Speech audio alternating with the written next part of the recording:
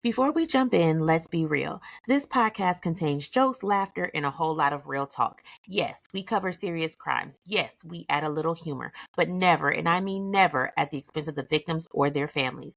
If you're sensitive, easily offended, or the type to clutch your pearls every time someone laughs during a true crime story, this may not be the podcast for you. But if you like your true crime with a little bit of spice, a lot of honesty, and just enough petty to keep it fun, welcome to Melanin Mysteries, baby. Let's get into it. Hey cousins, welcome back to Melanin Mysteries, where we shine a light on the cases that mainstream media either forgets about or never cared to tell right in the first place. If this is your first time tuning in, hey boo, welcome to the family. I hope you brought snacks, because around here we dig deep, we talk our talk, and we don't sugarcoat nothing. And if you've been rocking with us for a while now, we thank you from the bottom of our hearts. You are the reason this show keeps growing episode after episode. Now, if you're enjoying what you hear, and I know you are because you're still here, go ahead and leave us a 5-star review wherever you listen. It don't cost you nothing but a few seconds, and it helps more people find the show. And don't forget, we've also got the Snitch Files dropping every week on Thursdays for our short form crime bites. It's quick, it's juicy, and it's full of the kind of foolery that have you yelling at your phone like, now why would they do that? So make sure you're subscribed so you never miss those mini mysteries too. But let me tell you this. If you got a grievance or something and you need to get it off your chest, don't act brand new. Just message me on social media or shoot us an email. Don't take it out on my star rating, because we will talk about it like adults. Now, before we dive in, I got to give a special thank you to Brook Cree for recommending this case. Girl, you had me clutching my invisible pearls when I read through this one. And one more thing before we get into it, there is a trigger warning because this case does involve the murder of children. So please take care of yourself if that's a sensitive topic for you.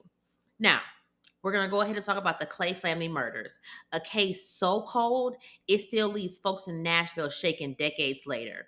It's a story of Byron Black, a man whose jealousy and rage destroyed an entire family in 1988. A mother, two young girls, and a trail of pain that still echoes to this day. So I'm going to need you to grab your drink, take a deep breath, and let's get into the darkness that surrounded the Clay family, because this one, it's heavy. I'm your host, Tiffany. And I'm your cold Willie. You almost forgot. It was written in there this time, so I did. All right, let's get this one started.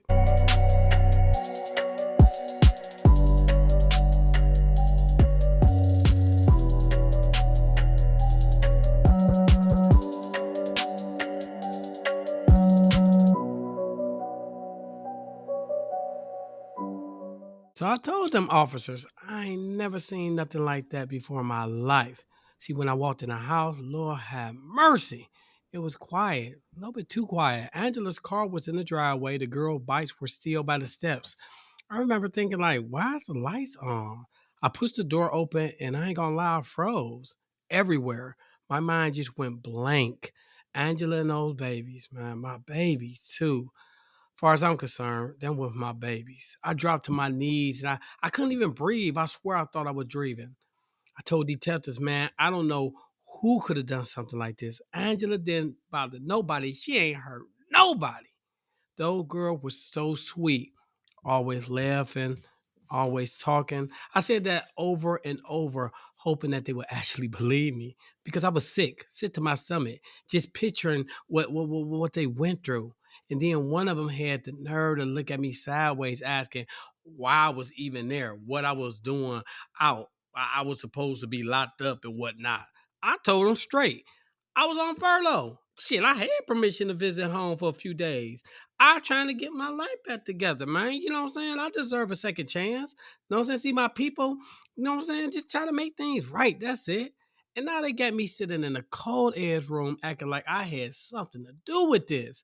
So I leaned back in the chair, hands was a little shaking, heart pounding, trying to keep my voice nice and steady. Officer, I said, I love that woman. You think I could hurt her? You think I'd hurt them little girls? But the more I talked, the heavier the air got. Like the truth was sitting somewhere in that room with us. Just quiet, patient, just waiting for its turn to speak. All right, y'all. Man, I deserve an We'll go ahead Oscar and for set the that. I scene. deserve an Oscar. Maybe a BET award. I'll take it. So, it's Monday, March 28th, 1988. And we're going to rewind this just a bit to Sunday night, the 27th, because that's the last time anybody saw Angela Clay, and her two little girls, Lakeisha and Latoya. Now, Angela was out here doing what she had to do, working hard at Vanderbilt Hospital, pulling up. She did a 1:30 to 10 p.m. shift like clockwork. So her sister Lynette had borrowed her car that day, so she went to actually scoop Angela up from work. But when she gets there, surprise, surprise, Byron is already there. Now, why is this man always popping up where Angela is? Keep that in mind. So when they all ride back to Angela and Lynette's mama's house, because you know that's what folks did back then, everybody end up at mama's house before calling it a night. Now, according to Mama, Angela and Byron leave her house around 10:20 p.m. in his car. But then this part right here is going to make you pause. Angela actually came back to her mama's house talking about she forgot her iron. Like, girl, an iron? But okay. She grabs it and heads out again. Lynette said she talked to her about 11:20 p.m. and then after that it was silence. No calls, no visits, nothing. Now we're gonna fast forward to the next day because Angela's mama's starting to get that mama intuition kicking in. You know, that gut feeling that just won't let you sit right. So she's calling her baby, bringing that phone off the hook and not getting a thing. And that was not like Angela. So she calls Lynette like, hey, go check on your sister because something ain't right. So Lynette actually pulls up to Angela's apartment. She's knocking on the door. She's calling her name, and there's no answer. So she's looking around, and she like, it's just too quiet. The curtains are closed, the shades are drawn, but Angela's car is still sitting out front. Now, baby, will you tell me what mama you know gonna leave her car, her kids, and not answer her phone all day and night? Exactly. Something was off, and this was just the calm before a storm that nobody saw coming. So by Monday night, the family had done all they could on their own. When Angela's mama still couldn't reach her, she called the police to check the apartment. Officers got there around 9:30 p.m. and right away, something just felt off. See, it was no signs of forced entry. The door was actually locked tight. So Officer James pried off a bedroom window screen and climbed inside. It was pitch black, so he used his flashlight to, kind of scan the room. It was actually a child's room. That's when he saw it, a pool of blood on the bed and a small child lying on the floor. He backed out and he called for backup. Once the officer got in, they started clearing the place, going from room to room. In the master bedroom, they found Angela and her 9-year-old daughter, Latoya. Angela was lying in bed, shot once in the top of her head while she slept. The medical examiner actually said, later on that it was most likely that she never even woke up. Just one shot from about 6 to 12 inches away, and it was actually a large caliber round that ended her life within minutes. Latoya was partially on the bed. She was actually wedged between the frame and the dresser. She'd been shot through her neck and chest from more than 2 feet away. The coroner said that she probably suffered for several minutes before passing. They found bullet fragments lodged in her lung. Both mother and daughter were still tucked under the covers. They never stood a chance. Damn, rest in heaven. In the second bedroom was Lakeisha, and she was actually the youngest. Face down beside her bed, she'd been shot twice in the chest, once in the pelvic area. The medical examiner said she might have lived up to 30 minutes afterwards. You hear me, you guys? She might have lived 30 minutes afterwards fighting, trying to protect herself. And actually, just imagine going in pain also.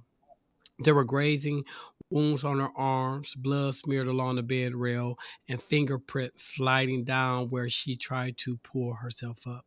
It told the story no one wanted to hear. She'd been shot in her bed and somehow made it to the floor before she died.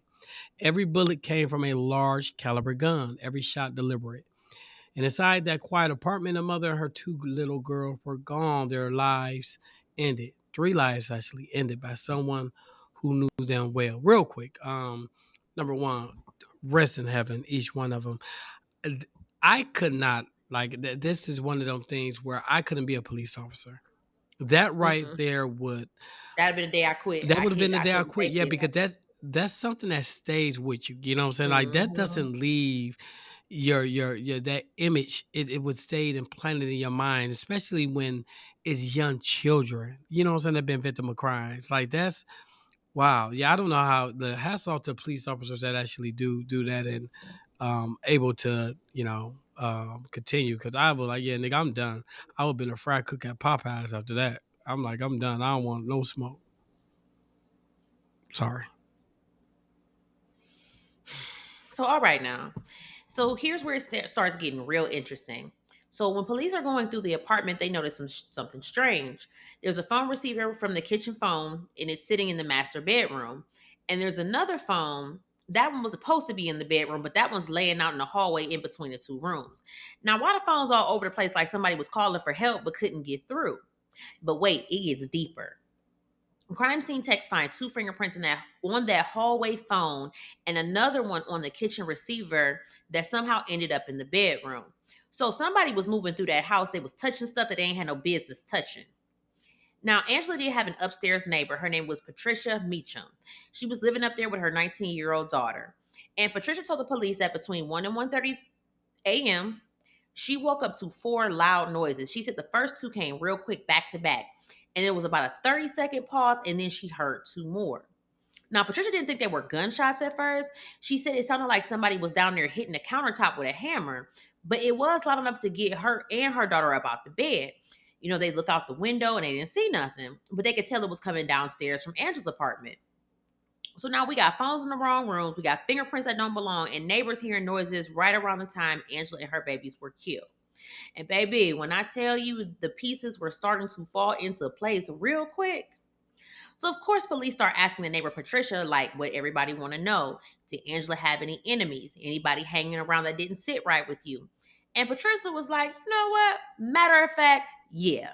She tells them that Angela had a boyfriend. His name was Byron Black. As soon as she said his name, baby, the energy in that room shifted. Patricia said straight up that man was violent. Not he got a temper, not he got a little attitude. No, that man was violent. She tells police that back in October of 1987, Byron had straight up kicked in Angela's door because she wouldn't let him in. Kicked it in. And then later, Patricia says she overheard him tell Angela, and I quote, "If I can't have you, nobody will."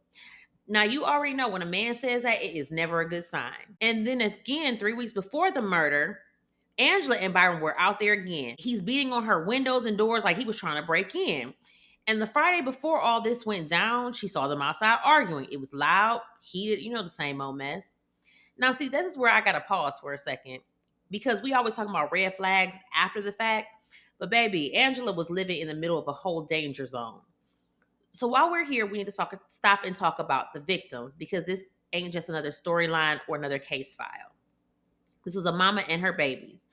Angela was out here working hard. She's pulling shifts at Vanderbilt Hospital, trying to give her girls the best life she could. Lakeisha and Latoya, two bright, beautiful babies who didn't deserve none of this. And what makes this case hit different because this wasn't a random act. This was domestic violence at its worst.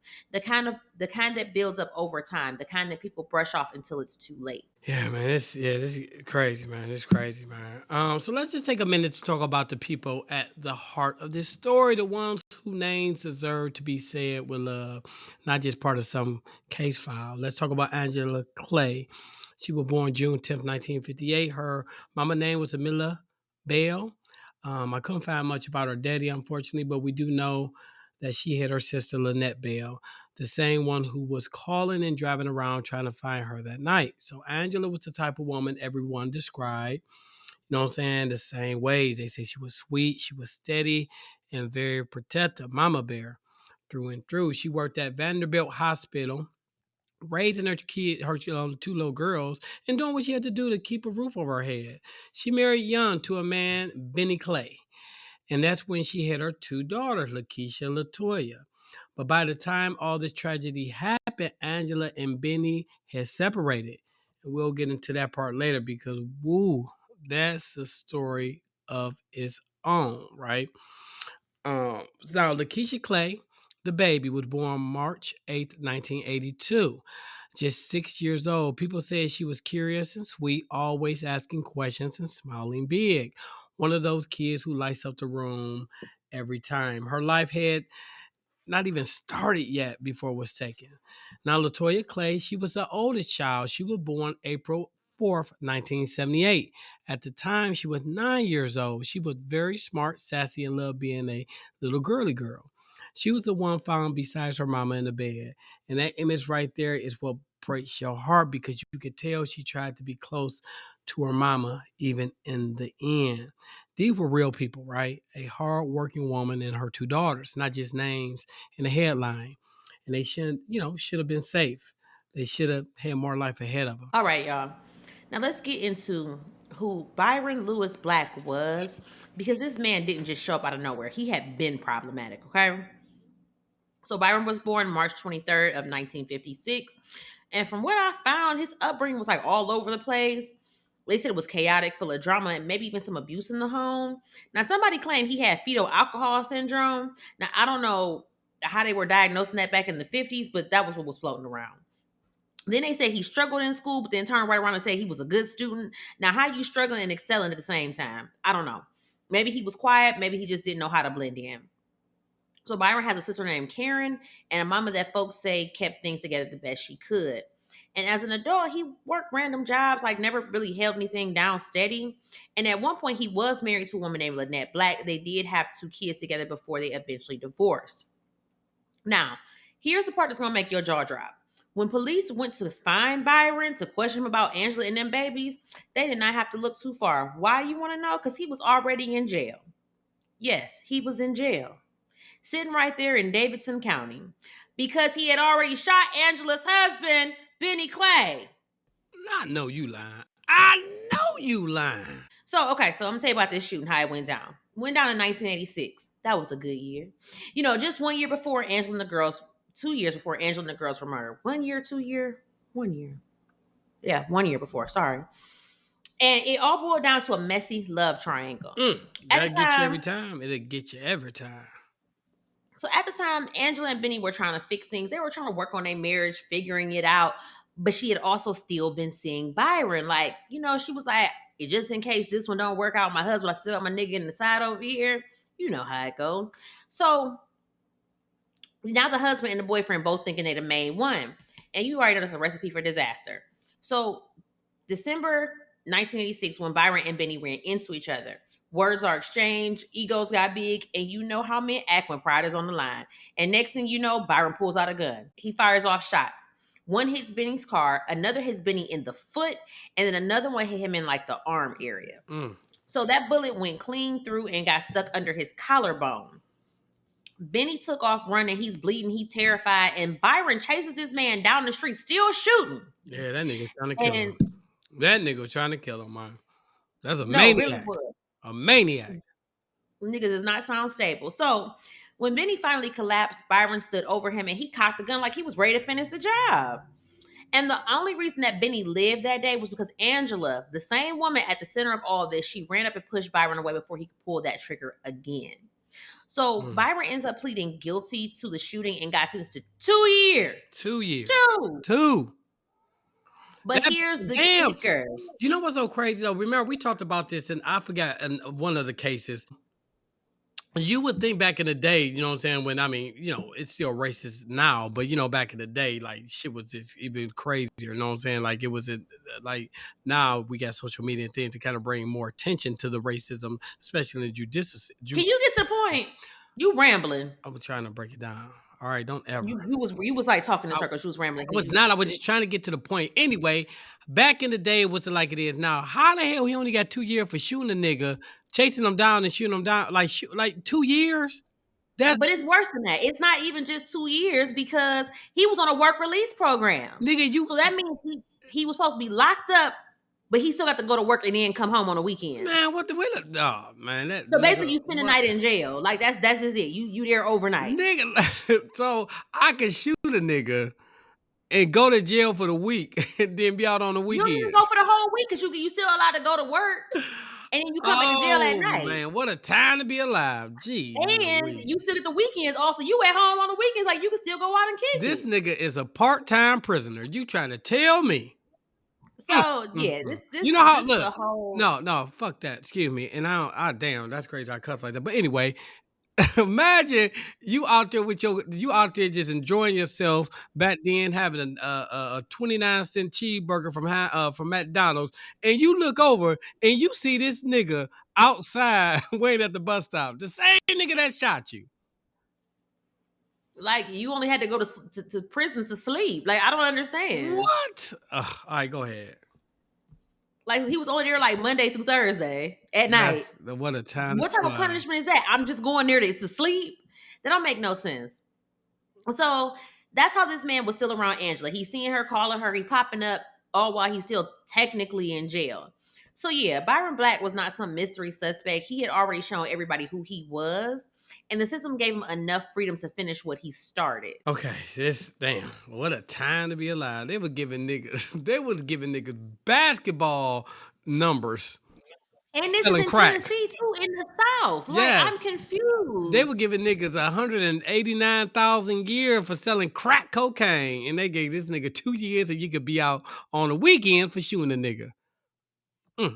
Anyway, so look, when detectives finally sat Byron down, they hit him with the classic. Look, bruh, we just need to talk. You know what I'm saying? The calm before the storm, right? Byron tells them that on Friday, March 25th, 1988, around 5:30 p.m., he'd been released from the workhouse on his weekend furlough, right? That's crazy work. Basically, his get out of jail free pass. He said he came back Monday evening, March 28th, around 5:15 p.m. But here's the thing. That was before Angela and the girls had been found. So the timeline already starting to spell a little bit funny, like some of y'all women when y'all leave y'all cheating baby daddy house.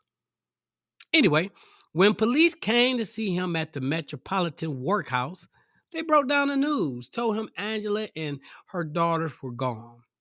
Now, at first, they said Byron looked genuinely shot. You know what I'm saying? He was crying, he was upset, acting like a man who just heard the worst news of his life. But then two more detectives walking in the room, and baby, the whole act dropped. They said his face went blank, just cold. One of them described it as dull, like a switch flipped and all that emotion disappeared because he probably thought they was talking to him just to let him know what happened. But when he saw them two other detectives in, that nigga like, oh no, I'm about to get interrogated, right? So he told them the last time he seen Angela was Sunday, March 27th, around 10 p.m. Said he dropped her off at her mama's house after picking her up from work. Same story everyone heard. Then he claims he went to a woman's house, Charlotte Walton, and they had dinner with her and another friend. Stayed there around 11:30, and then went home to his mama house, where he said he slept straight through till 6:30 Monday morning. Now Byron was all smiles and cooperation at first. He's like, yeah, I'll talk, I'll help y'all. No, look, I'll even give y'all my gun. But hold up, wait a minute. What gun, my guy? You're a fucking felon. You in jail. You ain't even supposed to have a water gun, let alone a real one. Man, what a time to be alive. Not only can I shoot a nigga, I could You're a shoot, felon in possession of a I could gun shoot a while nigga. you're in jail. Only no. Listen, only get 2 years, and even when I get to 2 years, I can still work. No, and still go to work and get the weekends off. What a You're only time to spending be 8 alive. hours a day in jail in your sleep. Exactly. So you are using jail just to sleep. Niggas. Oh my goodness, man. Anyway, that's just good. But look. He hands over his gun, right? Tells him that it's a 22 Ruger. And get this, he even admits that it's the same one he used when he shot Benny Clay. So that's the story number one. So let's back up a little bit more. And I got to do this again. I don't mean to keep on bringing this up, but the nigga shot somebody, got 2 years. He able to get out of jail on the weekends and basically chill through the whole day, right? Right?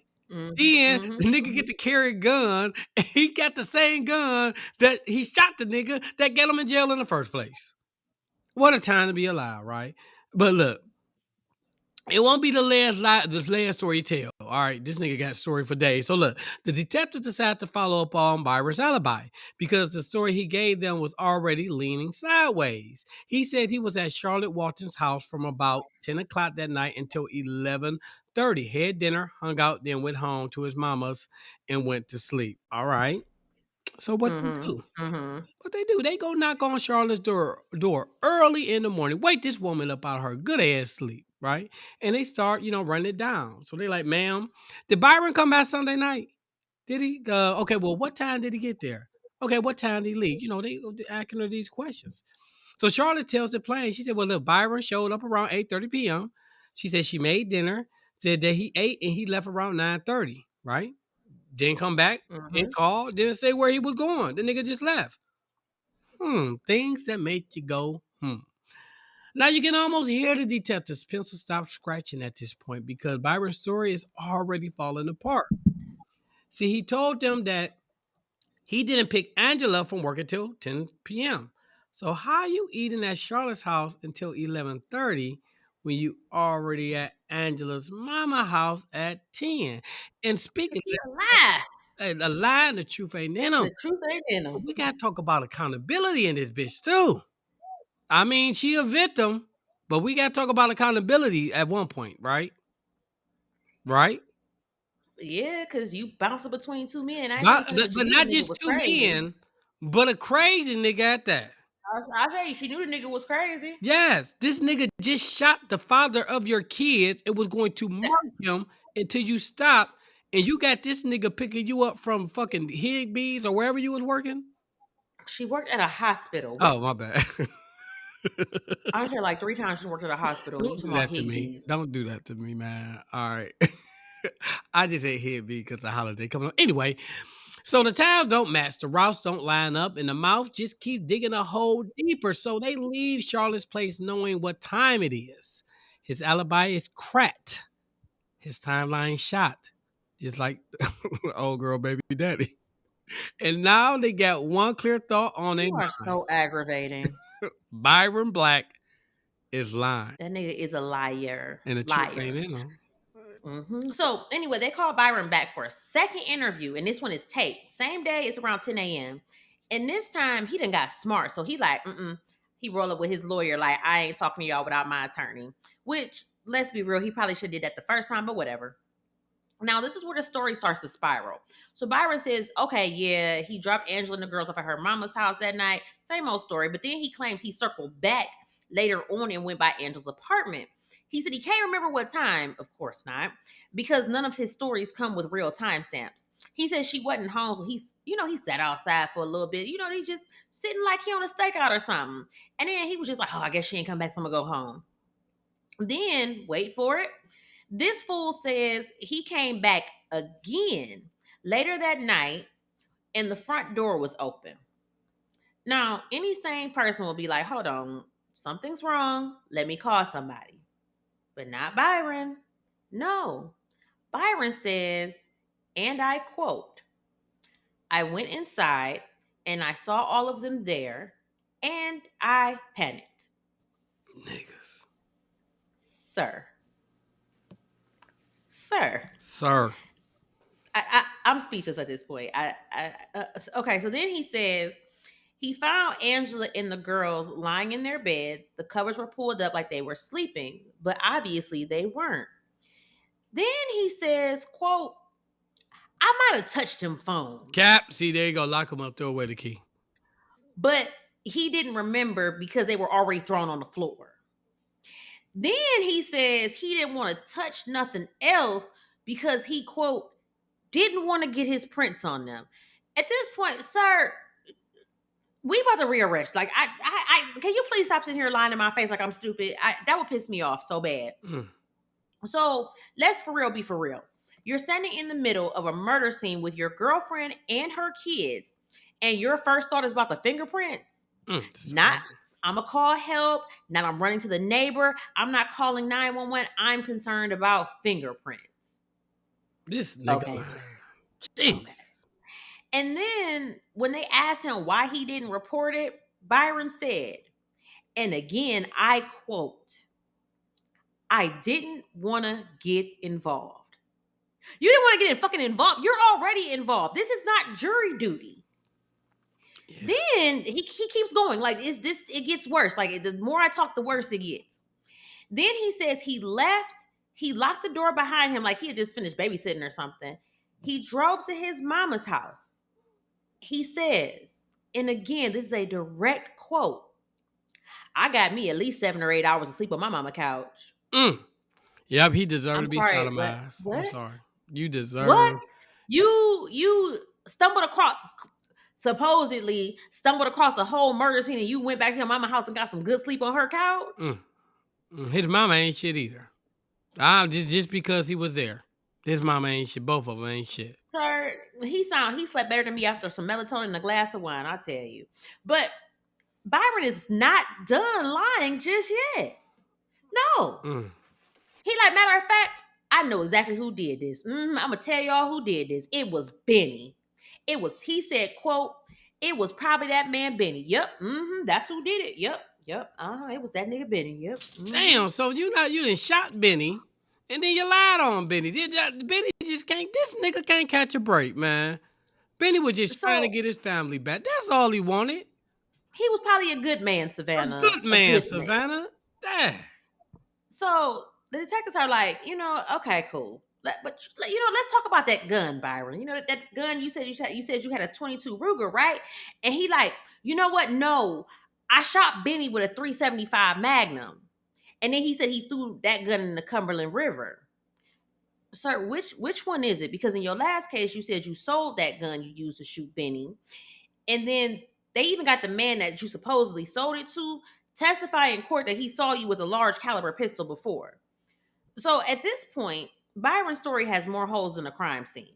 Because every time he opens his mouth, it's a new plot twist that don't even twist right. This man's out here lying like it's a part-time job, and the detectives are just letting him hang himself with every single word. This nigga, oh man, this case is getting crazy. So look, so after that second interview, detectives knew Byron was lying through his nasty, ragged ass teeth. They just needed the evidence to prove it. So now in early April 1988, investigators start tying the screws. They take Byron's fingerprints, handwritten samples, and of course the 22 Ruger he swore was the only gun he had. They send everything to the Tennessee Bureau of Investigations for testing.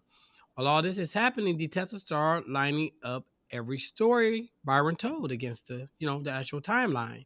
And surprise, nigga, nothing matches up, right? Nothing. Of course it doesn't, because why would it? Why? Because he's a lie and the truth And ain't the in him. truth ain't in them. Sir, please. So remember, he will talk about, I was at Charlotte's till 11:30 story. False.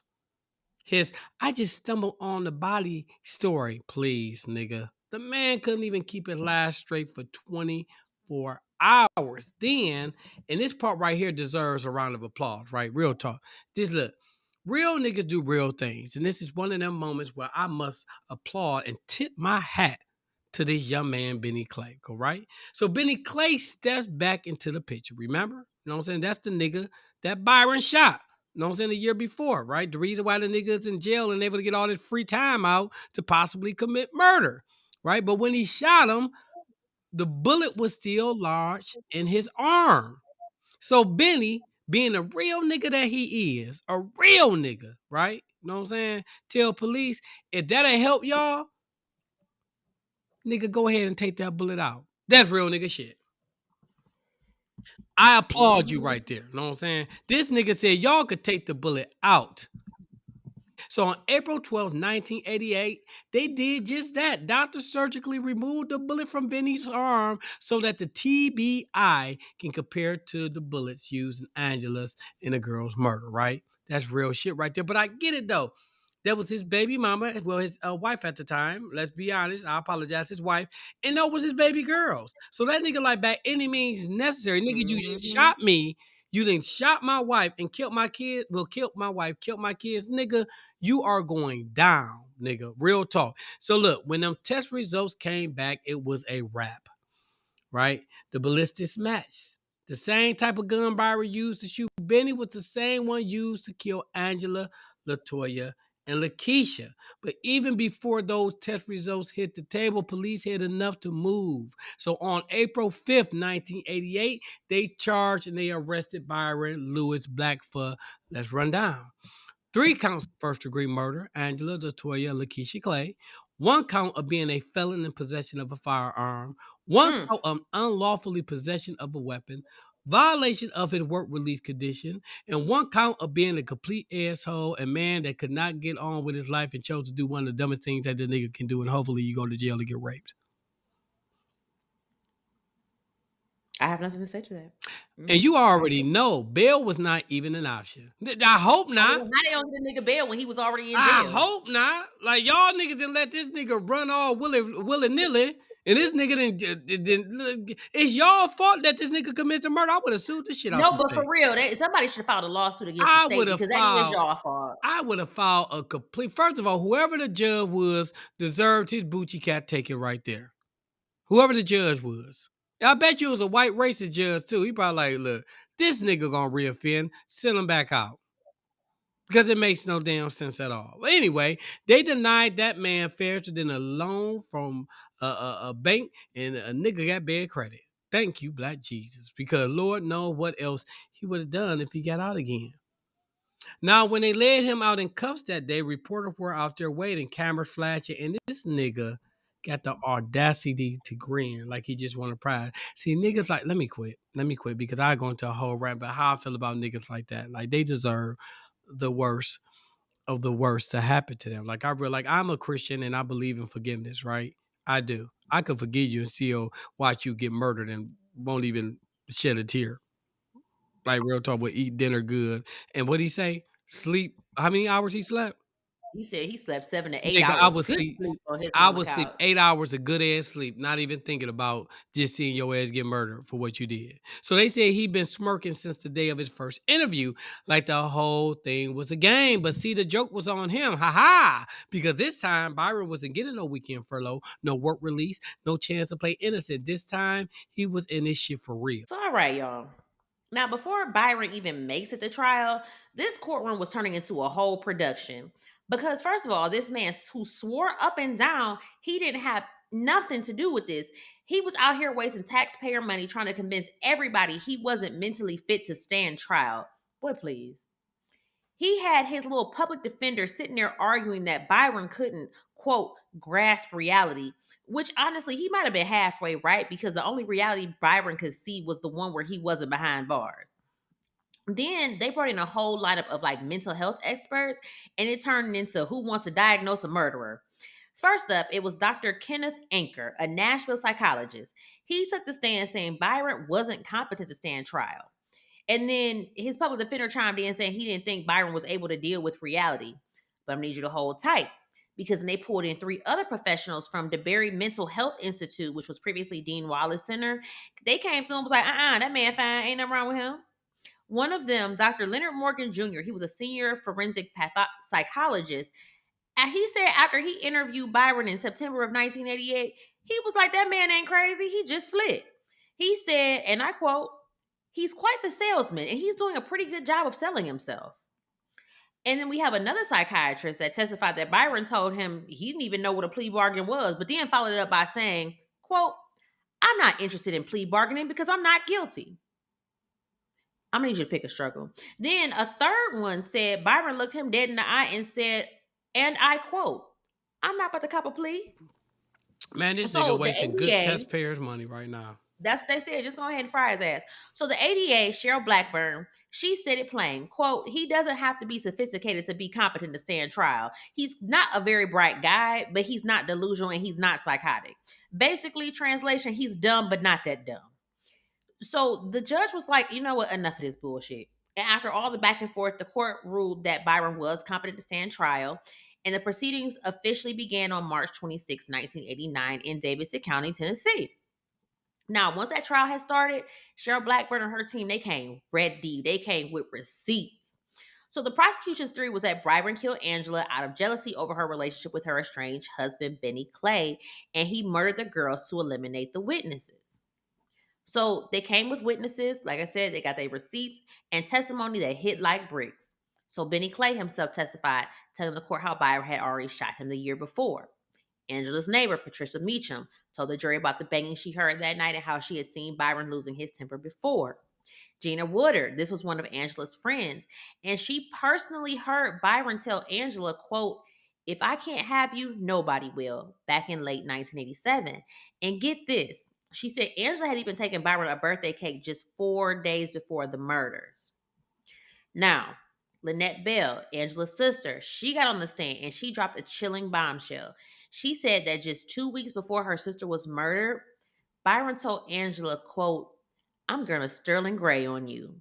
Now, for those of you who don't remember, because I didn't either, because I was too young, I was what, 2 in 1988. Ooh, 1988, January, I was still 1. Anyway, Sterling Gray was a former Davidson County judge who had killed his estranged wife and himself in January of 1988, just 2 months before Angela's death. So basically, Byron was out here foreshadowing what he was gonna do. Bold, creepy, and evil, all in one breath. And as this trial went on, it became clear that Byron wasn't just jealous. He was obsessed, he was controlling, and capable of anything. Mm. So when it came time for Byron's defense, best believe the courtroom went quiet because there was nobody lining up to take that man's side. No friends, no family, no co-workers, no character witness, just his punk ass mama. I'm not gonna say she a punk ass mama. You'll see why I say that. You stupid bitch. All right. So like I said, mama had a couple relatives up there trying to rewrite history like this man was a neighborhood choir director. You gotta be quiet, be careful, because some of them choir directors be freaks. But anyway, his mama gets on the stand talking about, and I quote, "My son was at my house asleep on the couch that night." Ma'am, you and that couch alibi need to be charged too. That's what I'm saying, man. Mama, so look, You gotta hold your boy. You gotta hold these kids accountable. I'm not. I'm now. If it's a possibility, nigga ran from the policeman, I might laugh at my But son. not you done went in there and you done killed the whole family. No, I can't rock with that. Yes, you kill innocent kids, my nigga. You going down. I love you, son, but at the end of the day, nigga, you got look. There's a price you got to pay Mm-hmm. or whatever. I'm I not would turn lying you for in you. myself. No, nigga, I'm the first one to turn you in. Know what I'm saying? Because I didn't raise you like that. I did not raise you like that. Exactly. No. Mm-mm. So then the nephew steps up, swearing Byron was at home around 11 p.m. and never left. They should charge him for lying under oath. Bruh, like that's what I'm saying. Like I don't. Family or not, a nigga, you killed 2 kids. My nigga, you are a demon. You are a devil. No, I am not under no circumstances sitting up there lying for you. He needed his ass beat. The nephew needed his ass beat. I pray that right now his nephew is a frat cook at Popeyes because his life just never could get right because of that fucking lie that he told. Right? I really do. You want some Popeyes or something? That's like the second time you can say something about some I Popeyes. ain't gonna lie, man. They don't got that 2-piece special no more. I'm kind of upset about that, but that's another story. Anyway, they just up there tag teaming in foolishness. They rehearsed that lie like it was a church Easter play. And Byron, this fool didn't even testify in his own defense, which was probably the best. You know what I'm saying? Because every time he opened his mouth, he dug himself deeper and deeper in the grave. Anyway, so after the defense wrapped up their bedtime stories, the prosecution rested. The jury didn't even blink. They went out, deliberated, and on March 8th, 1989, they came back with what? What do you think they came back with? If they came back with anything other than guilty, They all deserve to be no. yeah, charge next. Shoot. Yes, guilty on all 3 counts of first degree murder. Yes. Can I get a round of applause? Mm-hmm. Appreciate that. Now picture this.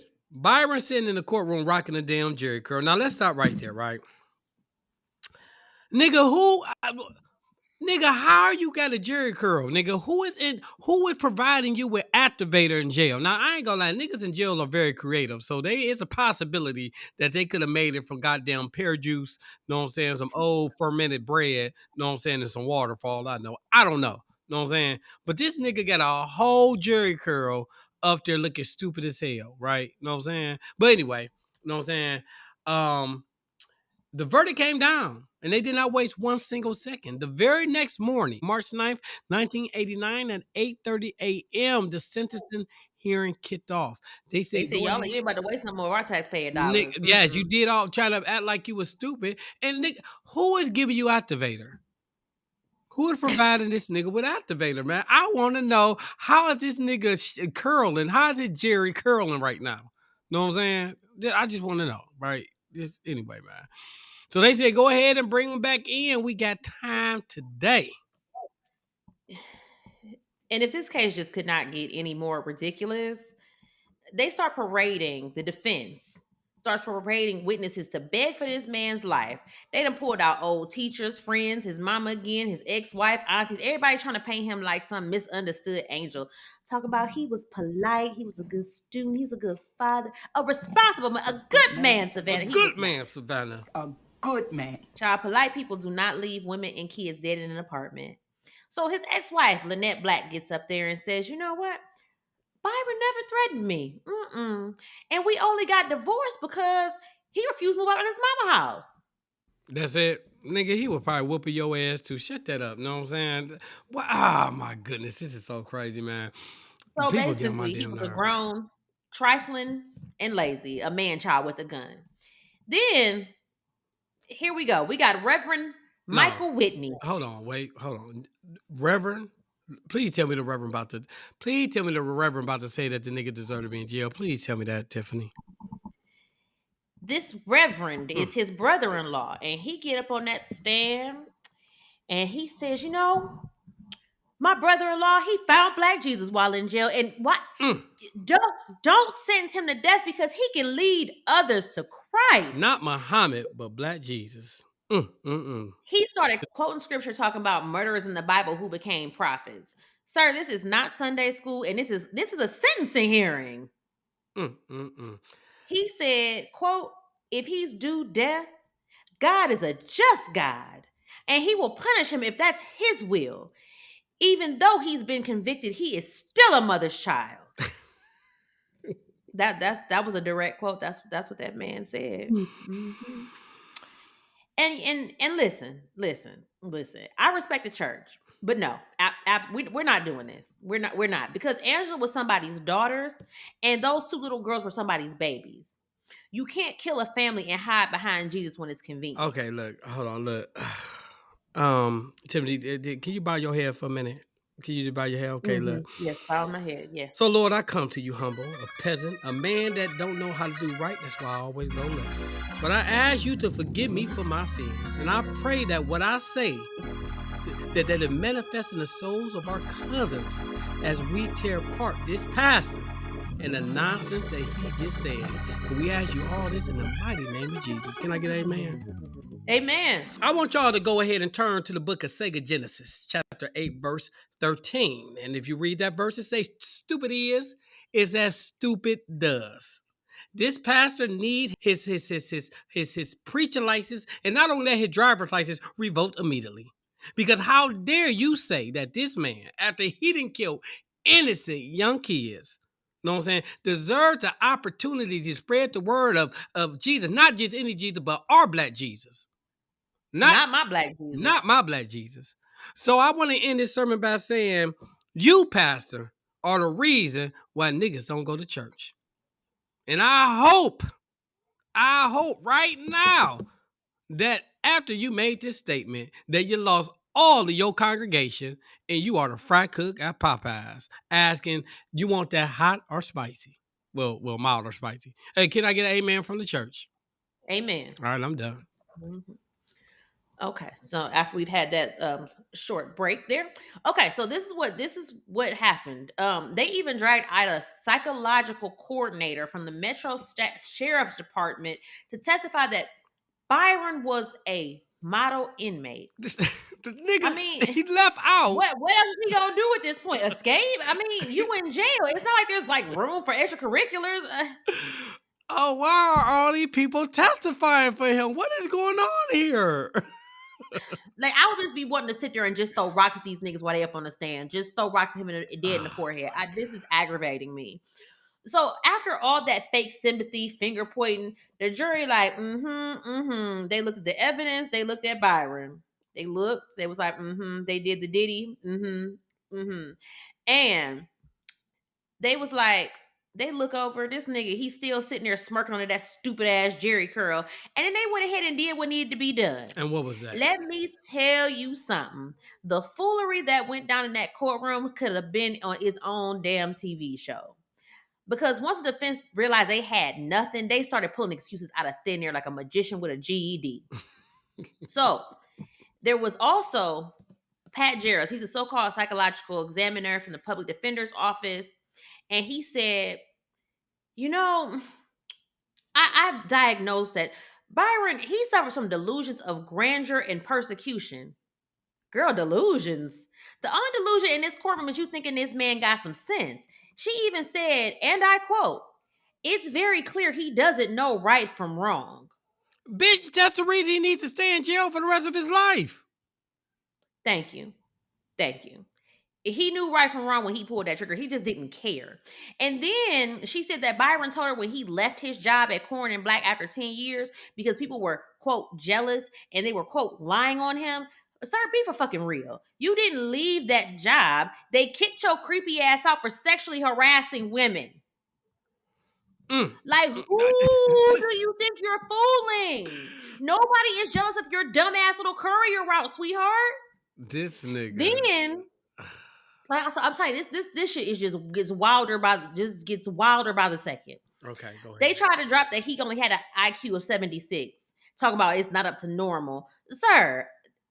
You know what? That might actually explain that shiny ass Jerry Crow, but that don't explain away murder.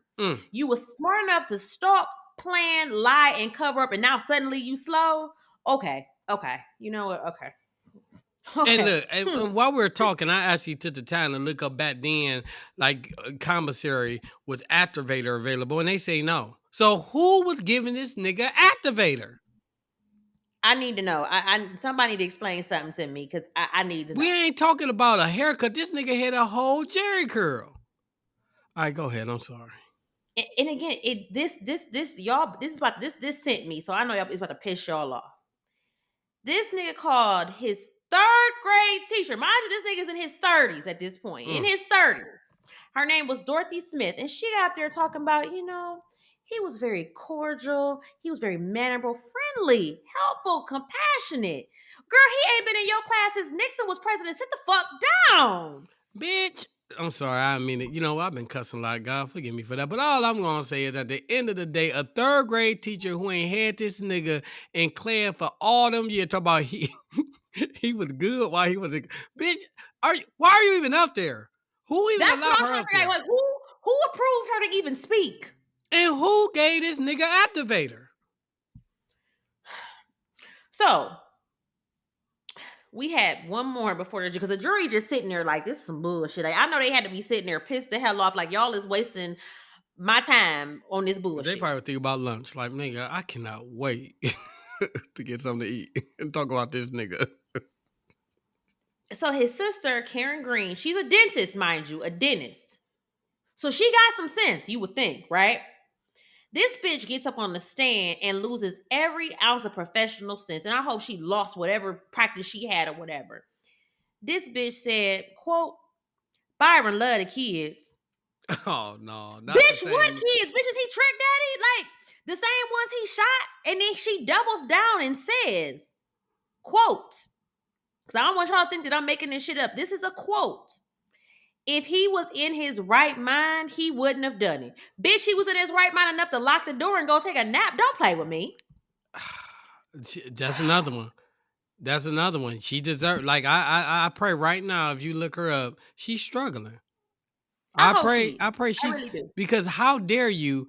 That's a slap in the face of the family. First of all, to just say if he was in his right mind, bitch, how's that justification? It's not because there was a pattern. There was a pattern. So how long he ain't been in his right mind, bitch? Yes, but that proves even more why this nigga need to be in jail for the rest of his life. So every time he gets out of his quote unquote right mind, this nigga kill innocent kids, bitch. You deserve to go to jail with him. Like, I'm tired. I'm fucking tired. Okay, so after all this boo-hooing and bullshit, the jury, they finally go to deliberate. And baby, they did not waste no time. They took 5 hours. That was it. They came back and said, yeah, fuck that nigga, death penalty, period. I'm with him. They said, go ahead and plug the goddamn chair in because we ready right now. So Byron, the same one who had been smirking like a low-budget villain since day one, probably thought he was going to charm his way out of this one.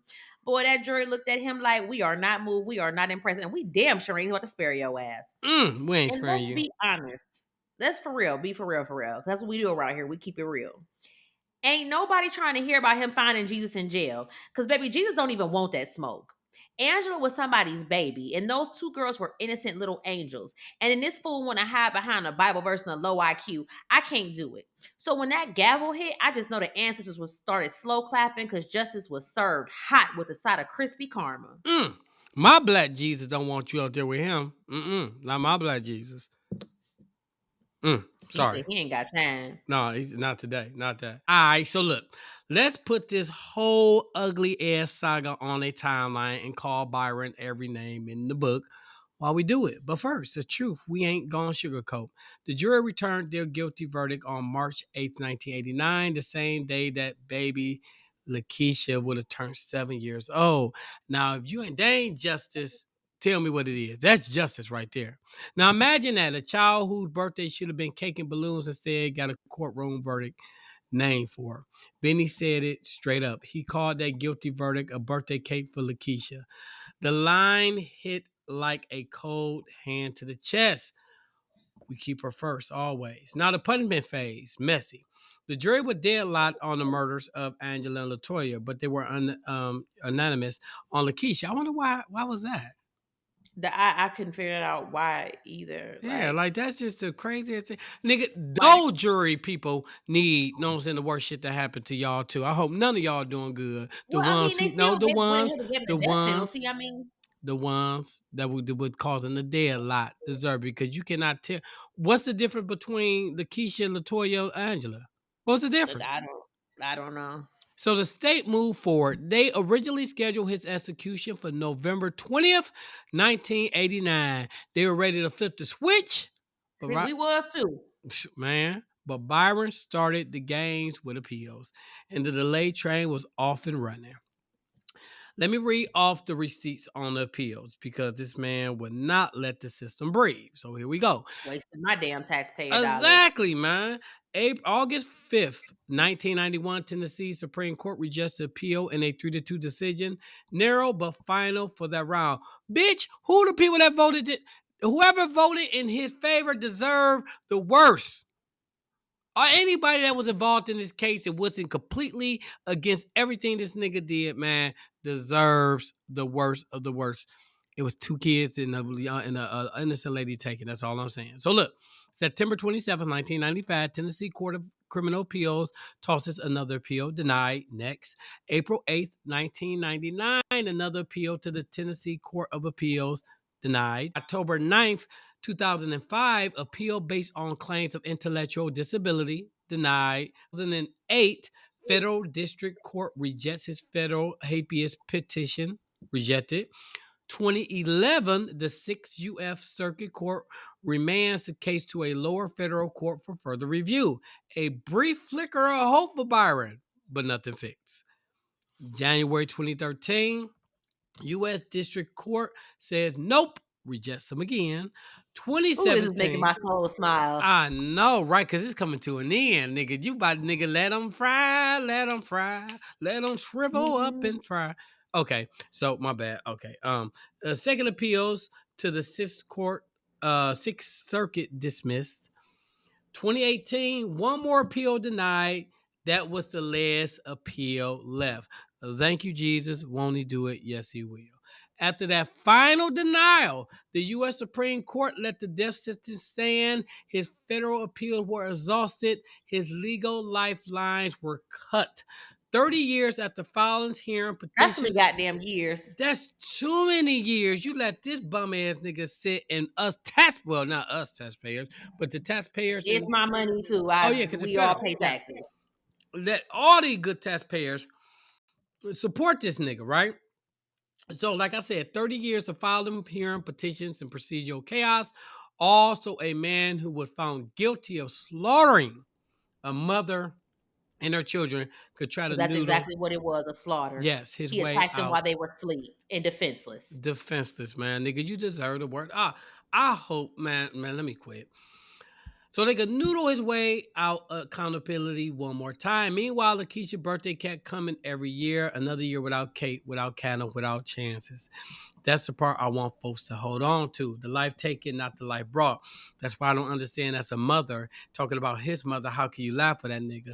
And the nephew, how the fuck can you lie? A third grade punk ass teacher talk about he was a good kid. The pastor sit Man, up there fuck talk that about nigga. that he could be is a possibility that he could spread the word of God. Nigga, how's he spread the word of God when he still lying saying he didn't do it? Come on now, make it make sense. You have to confess your sins first to be forgiven. Even if you So how confess, about you're that? still lying. All right, besties, I'm gonna need y'all to buckle up because this next stretch of Byron's pitiful little saga, it is a full-blown roller coaster of stalling, sickness, and straight up spiritual delusion.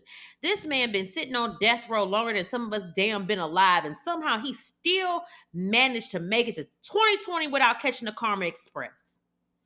So, after that death sentence in 1989, you think this was over, right? So, right, wrong. We fast forwarded there damn 30 years, and this man is still breathing state air and eating state food. So, like we said, by September 2019, Tennessee's Attorney General Herbert Slatery said, you know what? Enough is enough. It's time to go ahead and put this nigga to rest. And he filed a petition asking the Tennessee Supreme Court to schedule executions for 9 inmates sitting on death row. And guess who was on that list? It was Byron Damn Black. About damn About time. damn time. But no, it's not. And child, the reason why this man had been sitting so long, you want to know why 30 years had passed, right? Please So talk he about had it. gotten a federal public defender. Her name was Kelly Henry, and she had took over and had been fighting for his life since 2000. And look, I'm gonna give sister props because she was trying. She was like she took her job seriously, and she was dragging her little legal wagon up the hill for this man every chance she got. And she tried to get up there and say, you know what? Byron's health had deteriorated so bad over the years he could barely walk. She said that they used to wheel him into meetings using a damn office chair until they finally gave him a real wheelchair. Shit, dump his ass on the floor. I don't give a damn. Like, good taxpayer money, man. You know what we could Right, use that wasting for? my good taxpayer money. Yes. Shit, drag his ass. I don't give a damn how he get there. So then she's like, you know what? Byron has had every health issue in the brew. Prostate cancer. He had 2 hip replacements and a botched surgery that almost killed him. I wish it would have killed him. Sorry, Mm, not sorry. mm. I don't like. I mean, I'm sounding like Carmen and Kyman got his ass to me because he wasn't sitting there all peachy, living it up. No, he was struggling, and I love that for him. So basically, death was already calling collect, but this fool still wanted to freaking argue. And Kelly kept pushing that he was mentally disabled. And you know, under federal law, you can't execute a person with an intellectual disability. Oh yeah, I heard So, that. Yeah, you can't be. mhm. Yeah, you can't be slow and go. They won't do it. They won't do it. Sorry. When you were slow enough to commit the crime, I whatever. mean, look, all I'm. So, Yeah. Well, let me be quiet. Go ahead. February 2020, the Tennessee Supreme Court, they went ahead, they signed the death warrants for Byron Black and another inmate. Byron's was scheduled for October 8th, 2020, and the other man's was scheduled for December 3rd, 2020. But then here we came with Miss God, this nigga get a chance after chance. I'm trying to tell Jeez. you, yes. So that is the plot twist of all plot twists. The world done shut down, and so did Byron's trip to the electric chair.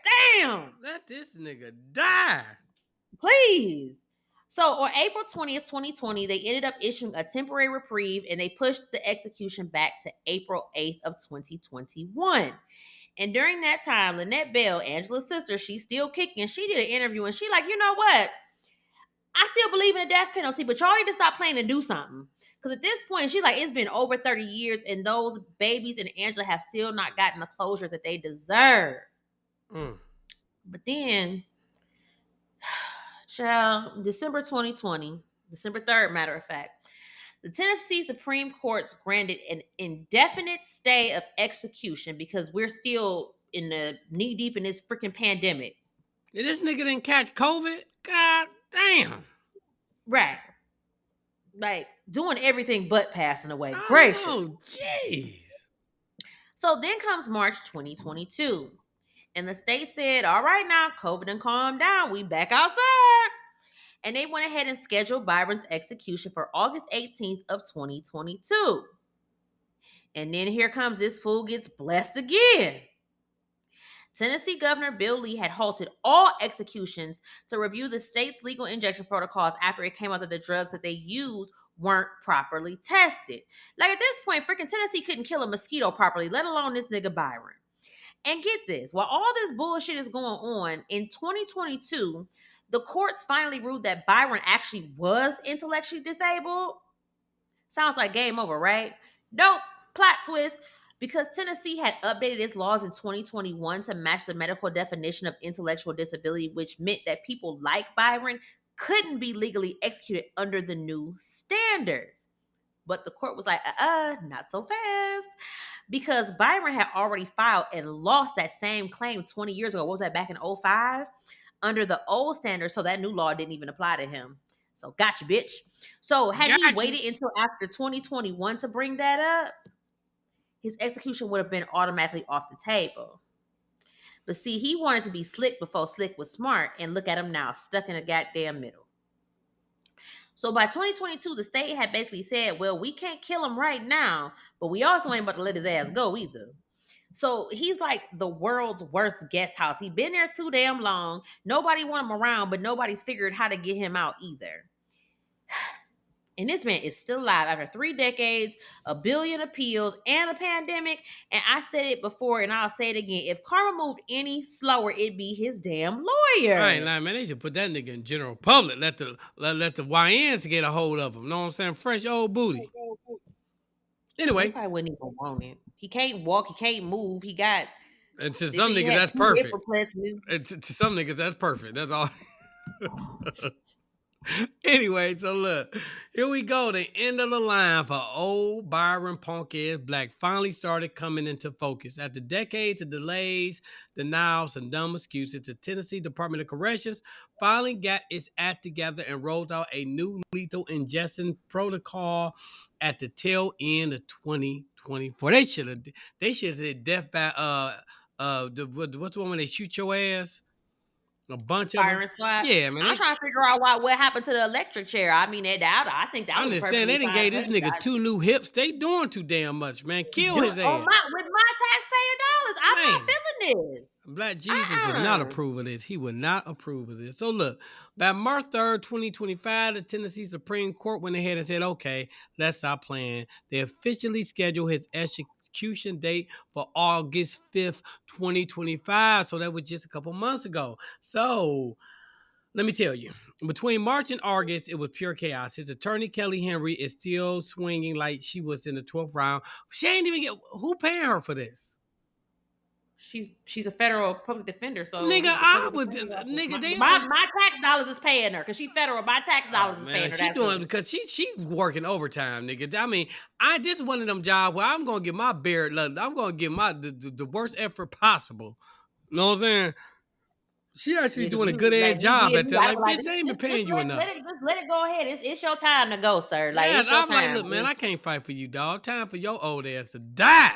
She been fighting for this man since 2000, and she was and she was not about to go down easy. So on July 8th, 2025, Kelly filed for a new competency hearing, talk about Byron wasn't fit for execution. The court said denied.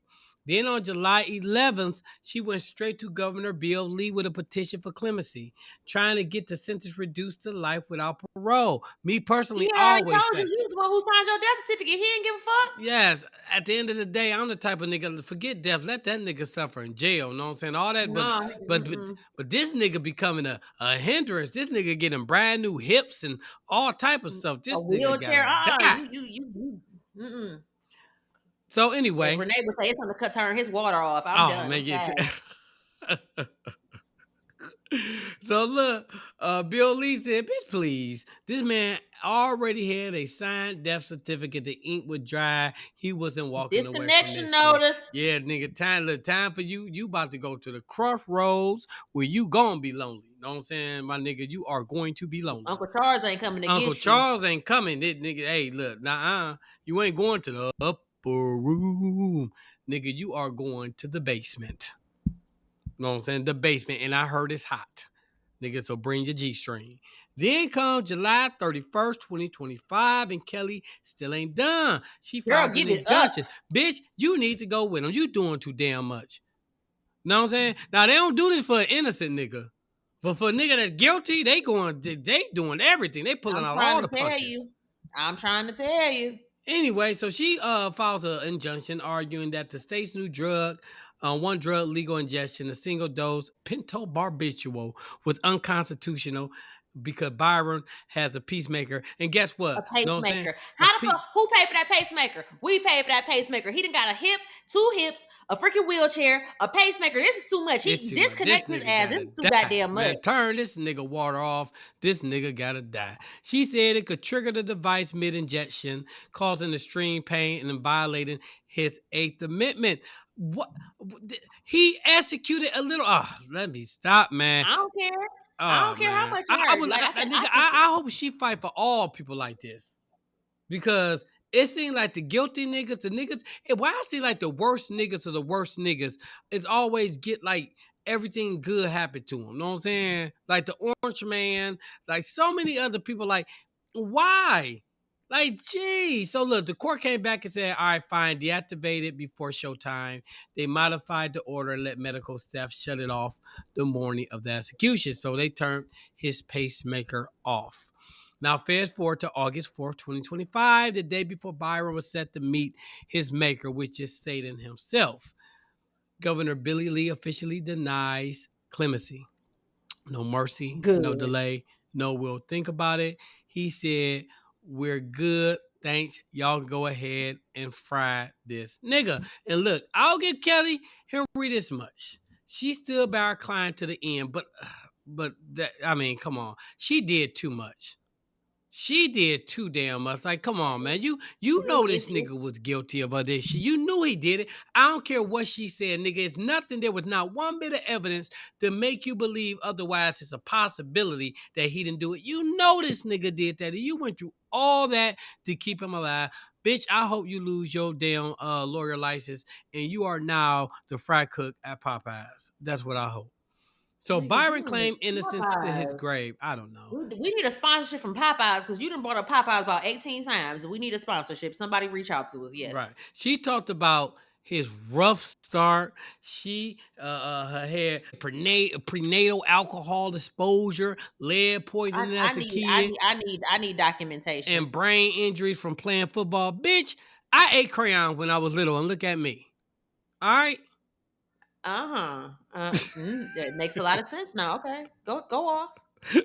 she she said he never could live independently or handle basic chores as an adult. This nigga had a job for 10 damn years. I was gonna say the nigga had a job. What are you talking And about? still found time to carry a gun while he was in jail and murder. Man, come on, man. She said that she visited him. He never asked about his case, that he liked to smile, that he traced his family root back to ancestors enslaved by President James Polk, and, and that he didn't complain about prison life. Bitch, what is wrong with you? Man, look, she probably one of them white women that fell in love with him. Know what I'm saying? And yeah, I guarantee that what it was. I bet you she a Cause fat white bitch. I who guarantee you. was that? Who was a rapper on No Limit who had just got out recently a few years ago when he fell in love with his white lawyer and married her when he got out. Oh, I not mystical. No, the Mac, yes, Mac, Mac. yes. Yes. Yeah, I guarantee you she a fat white woman with no goddamn neck and they call her head and shoulders. No, she was actually a skinny white woman. Ah, damn, man. I'm been wrong all day. So anyway, I ain't gonna lie. Look, I know I don't know what Virgin Byron she would talk about, but it was in the same one who left a mother and her babies dead in an apartment because while she painted this picture of a broken old man, the rest of us still remember a jealous, violent coward. And that's the case may be. You're right. He may be an old broken old man now, but if we talk about what he did when he was a young man. In his prime, in his early 30s, in his prime. Yeah, so yeah, Byron cried before it was time. His last meal was pizza with mushrooms and sausage, donuts and butter pecan ice cream. Bitch, who paying for this? We is. Exactly. I said this. We have wasted entirely too much taxpayer money on this man. I guess even murderers get comfort food before they clock out. The day before, there were vigils held by United Methodist churches and allies across Tennessee. Some standing outside River Bend Maximum Security Prison in Nashville. Others hosting virtual protests against the death penalty.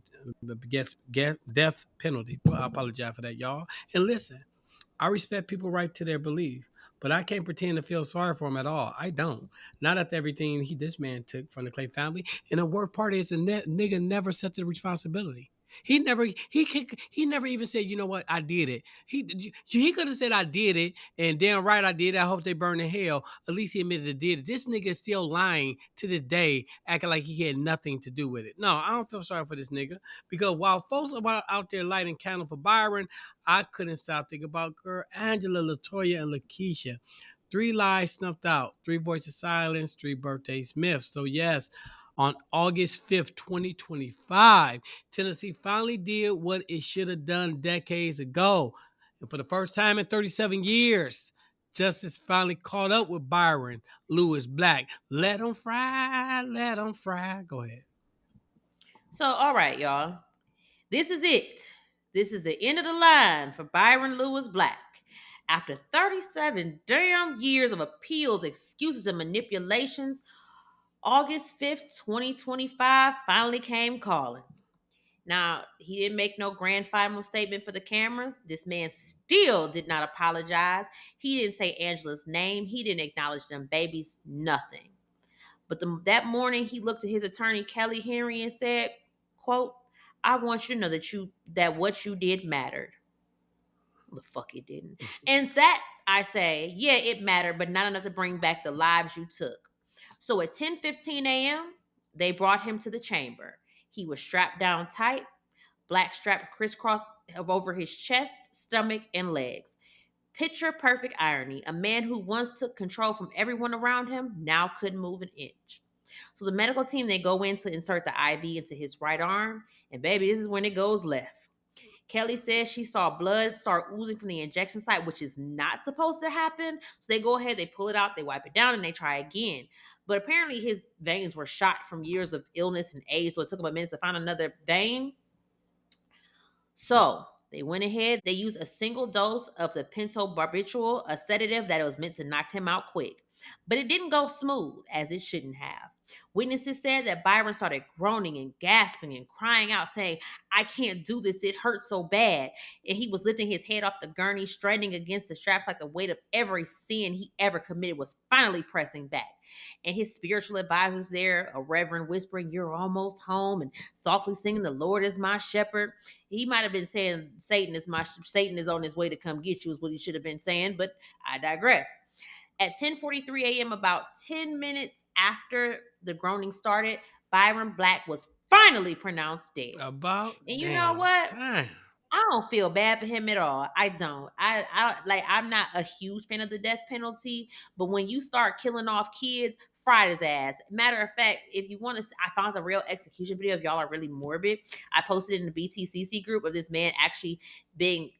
He was fried in the electric chair. They need to bring that back because it looked painful as hell. The victim suffered. I think you should suffer. I just don't think you should be able to go out of this bad boy painless. I'm sorry, I don't. Especially when you took kids away. So, 37 years. Angela, Latoya, and Lakeisha Clay had been lying silent while this man lived, ate, smiled, and stalled. So when his breath finally stopped, I didn't see a tragedy. I saw closure. The same system that he tried to play finally said game over. And may those three beautiful souls rest easy now because Byron's chapter is finally closed permanently. Now we'll go ahead and bring this on home and close it out. After that execution, Kelly Henry came out shaking. She told reporters it was, quote, an absolute horrific experience. And She was emotionally attached to this nigga because bitch, you doing way too much. I know I've been saying the B word a lot, but I don't care. And this, you doing too much. But the young kid like, nigga, you doing too much. She doing too much. way too much. So she said that something went horribly wrong in that chamber, and she said it was 100% botched. She said it wasn't just, it was torture.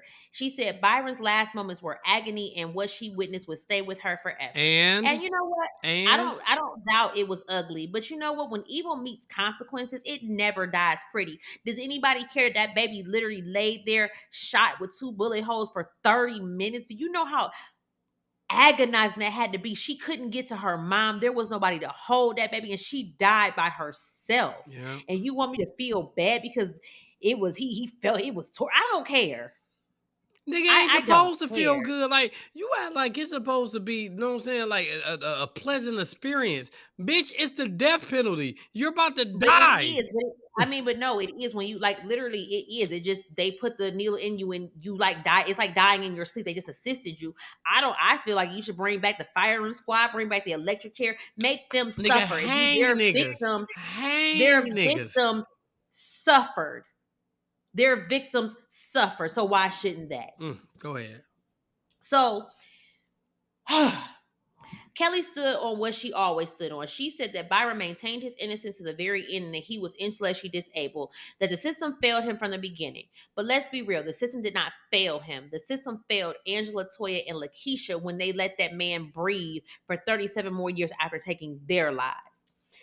And when it was all said and done, Lynette Bell, Angela's sister, she finally got to speak. She said her and her family had finally found closure. She did not feel sorry for Byron, not one bit, because he never even apologized. He never said their names, and he never even admitted to what he did. He was just cold and quiet to the end, just like the night he killed them. So yeah, I'm gonna say this. I said it before, and I'm gonna say it again. Fuck Byron Lewis Black.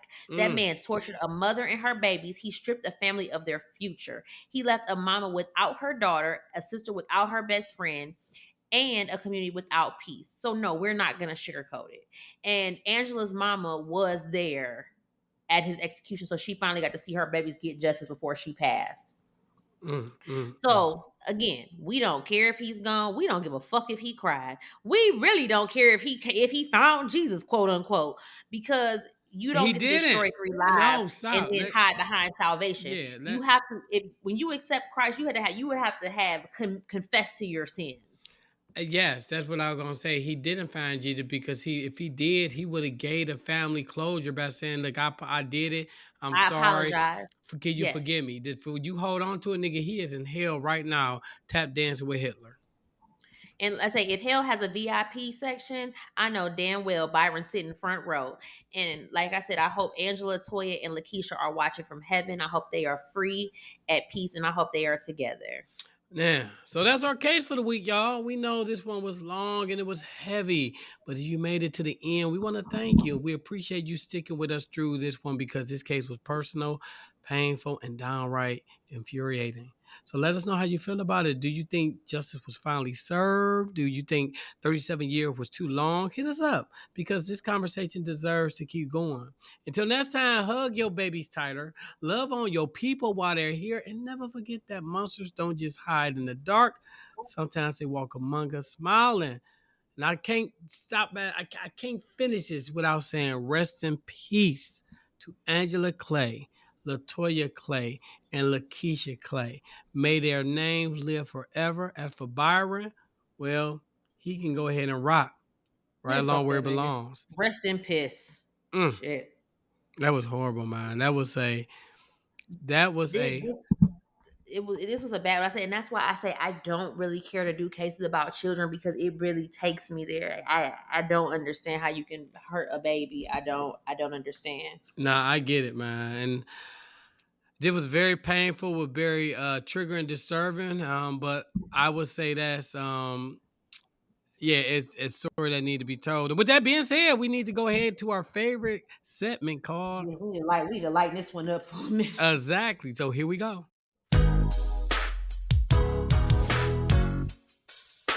Love, lies, and alibis.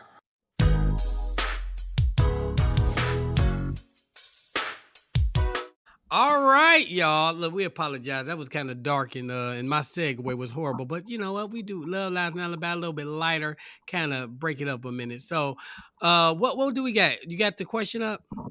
Yes, you want to read it since you came up with this question this week? I did. You know what? I want to give a shout out. I'm actually you look. Well, don't I know you ain't gonna feel no certain way. I gotta give a shout out to who actually sent this question to me, Deja. Remember from what you call that a taste a sip of red rum? Yeah, Deja. She actually the I one know that who sent that Deja question. is. Don't nigga, don't. Well, thanks, Deja. There we go. So Deja actually sent that. Okay. So the question is,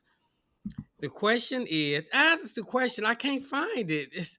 Sweet Black Jesus. I The post too question damn was, much. Gee, I be posting on. I know. I got the question. you've been posting a lot this week. Yeah. Are You you know how willing damn. to? The question is, are you willing to date someone going through a divorce? And we got a lot of feedback on this one. I ain't gonna lie. So I'm thinking, should we do it now or should we Hello. do another segment? Because there's so many people. We want to just do it now. You blanked out real. You blanked out for a second, so I don't even know if that Oh, it, recorded. it, it no, it didn't. But I'll repeat myself. I said we got so many responses. My question is, should we do a whole nother segment? No, we gonna read if it's No. as many as we can. All We right. already So been here look, for almost an hour and a I half. even knock it out for you. We ain't gonna even answer. We ain't gonna answer. We're gonna go straight to No, the. I am gonna answer Oh because well, I had something damn. to say. I've been holding my answer in all Well, week. goddamn. All right, my bad. What's your answer? Honestly, I really didn't have an answer. But okay, so let's look at it like this. Okay, no, the answer is absolutely the fuck not, because this is it. First of all, they're still married. And remember the case we just did about April Dickens, where she was still creeping with her husband, but she had a nigga on the side and he killed her, but then he had somebody on the side. That's too much swapping of bodily fluids. And Mm-hmm. I need you to come. I need you to be healed. Like, you in the middle of a divorce, that's turmoil, that's drama. You're not gonna stress me the fuck out. No, I need you to go somewhere. I need you to heal. I need you to be fully divorced, and I need you to go unpack your baggage before I you feel come you. over here.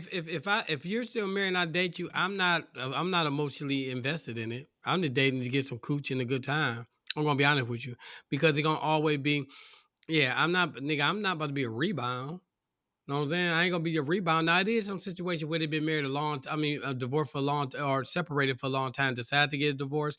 Even in that situation, if y'all never actually went to go get a divorce, y'all, look, I ain't about to be no No, because at any time you can decide to yeah, reconcile. exactly. We've That's what I covered said. No, several yeah. cases. So it'll be just for some cooch and maybe go kicking it, but emotionally, nah. So in case you go back to that nigga, I ain't gonna be like that nigga I posted on there crying, talking about please.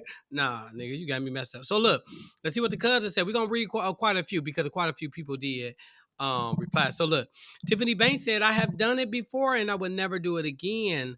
Tony Lee said, nope, it would need to be finalized for me and maybe even a couple months after. Okay, I get that. London Sierra said, yes. That's the comment, LOL. So she said she would. Okay, London.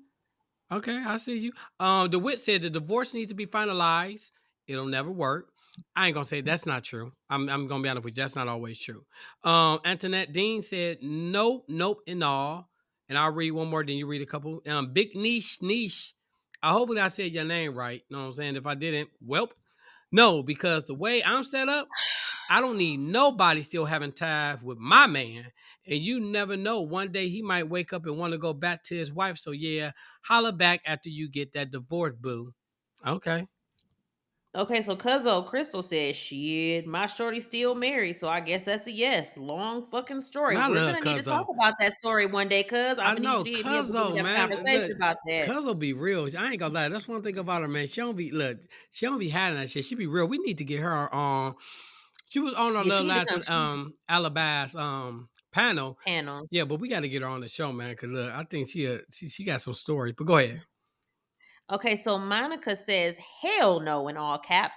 Not wasting my time until that person is fully divorced and healed, mind, body, and soul. You can't fully be with someone until you're you again and not a we or us. I feel that.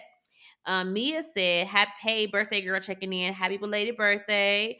And I gotta say, hell no, hit me when the ink dries. A marriage is a sacred vow and a contract, and you nullifying it is your business. But expecting me to participate in the activities is just beyond me, and I don't like mess. Mm. I second that. And I'll do one more. All right. McKenna says, and she's yelling, say no to married men.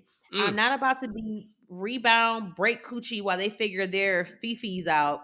My ass and pillow wet while his nuts is empty and he done decided to rekindle their relationship and get the band back together. Fuck that. And then if you do choose to date them, you are immune to the how you get them is how you lose them rule, or will God still tag that ass later down the line? She said it's too many variables for me. Amen. Because let me tell you, when I was going through my divorce and I was dating, god damn, I got a lot of people right now, a lot of women right now, if you say my name, they'll start drinking. You know what I'm saying? Because of the shit I did.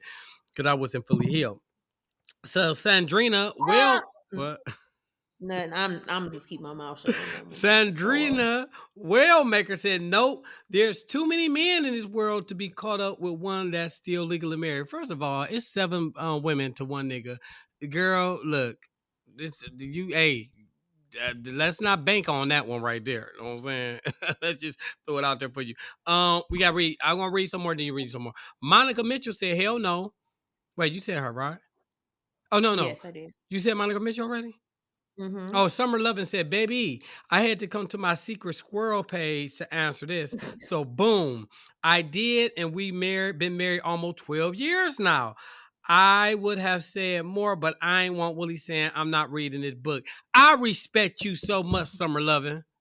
I do, because number one, she was honest, and number two, she ain't write no long ass goddamn essay about a simple ass question, right? Okay, one more. Black man DB Denise said did it before, but never again. And I'm gonna read one more. One more.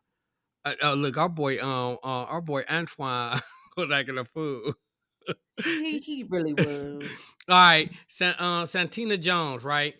Santina Jones look like the one girl who I don't know people. I don't know what people look like because I don't have time like you to be going through people's profiles because I have actually business to take care of. Anyway, it depends on several things, most notably the length of the separation, reason for the divorce. Because hell no, if he got one of those hand problems, will he be talking about? And the laugh emoji, yeah, not hand problem is he like to hit bitches. How far into the divorce they are, if he is properly caring for and seeing his children, and what state we reside in. Depending on the state, dating while going through a divorce can cause so many complications. So in other words, she said she'll do it. She'll free. She said she'll do it. That's she was saying all that just to say she'll do it. So with that being said, we want to thank everybody who participated in the answer. You told me I could add like do two more and then you just kept going. It ain't no more. It's go ahead. My bad. Oh, it is. I just wanted to read Dina's because that's our cousin and I love her to death. She said, "Ha ha ha! I tried dating during my divorce, and let's just say it was giving Lifetime movie meets bad Tinder story. Nobody took me seriously. I might as well have had under construction on my forehead. So no, I would not." Oh no, I'm telling you, man. Look, especially if you deal with a person that ain't healed, man. Look, that's why I said if you mess with First of all, somebody, nobody is healed going through a divorce. Like, first of all, half the people, I say 80% of these people walking around here ain't goddamn healed, and that's the problem now. yeah, but look at There's a old whole bunch of girl. unhealed people creating toxic situations, and that's why I'm safe in the house, not just be peeking But outside no, looking at y'all but all foolishness. I'm saying, it depends on the situation. And hear me out. If it's a situation where me and a person were separated for a fat 6-7 years, and maybe we're just married on paper and we never got around to it, that's different. Well, I've been emotionally over Why this do nigga. black people, why don't we, like, I swear to God, my auntie was separated for 30 some years before she was separated and still married before she passed. I had never met her husband. Like, I swear on everything. We are the most not get a divorce We people ever. don't. We just We go was nigga. off I'm talking and about start a whole new move family. on, get a whole family, kids, and everything, is still legally Yes, I divorced to was this like, nigga. I had never met that man a day in my life. Like, I never met that man. When That's she passed, hilarious. that they were still legally married. Never had seen that man in my 30 some years of life. That's hilarious, man. So look, with that being said, we want to thank everybody that participated. And for those who are wondering, how do I see these questions? Because I would love to answer and get my response read online. I'm glad you asked. Join our Facebook page, Love, Lies, and Alibis. Also, we do have a Melanin Mystery page. We have a BTCC page also. And Miss Tiffany Lester Green, can you tell us about BTCC and who that involves and entails? Yes, BTCC, we are the Black True Crime Collective, which comprises of Melanin Mysteries, Melanin Mayhem, and Not My Brothaz Keeper. So if you are not hip to the click, I'm gonna need you to go check out everybody's podcast. Because we will be doing another event. We are going to be doing a virtual Christmas party. BTCC presents, and the details will be dropping here soon. So we need y'all to show up and show out. So then after that, we can prepare to get ready for Houston, Texas. That Yes. is next up on our list. And then of course, like Melanin Mysteries, we got a lot of stuff coming up because 2026 is about to be a time. So I'm gonna need y'all to get y'all PTO in order. I'm gonna need y'all to get y'all funds in order. You know, we gonna let y'all get past income taxmas time. So just, set aside a couple dollars to come kick it with the BTCC. Yes, and like I said, you can stay in contact through the pages I just told you. And also, Melanin Mysteries has a IG and a TikTok. Okay, so check that out. And And we have a BTCC Facebook. has a Facebook page and the IG page. And you can also go slide over to the website, melaninmysteries.com. There's some dope merch. I did not add them beanies. I did not do that.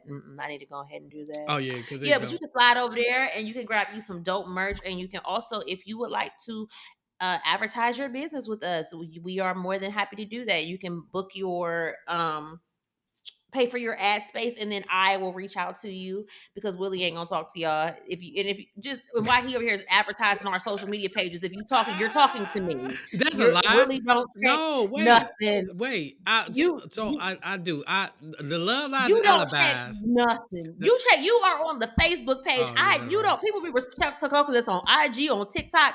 I'd be like, you talking. They be like, Willie, no, you get me. My I'm bad, man. sorry. You I get forgot we me. got them pages. Nobody want to talk to me. They want to talk to you. I'd be like, yeah, it's Tiffany. Sorry. Don't mean to disappoint you.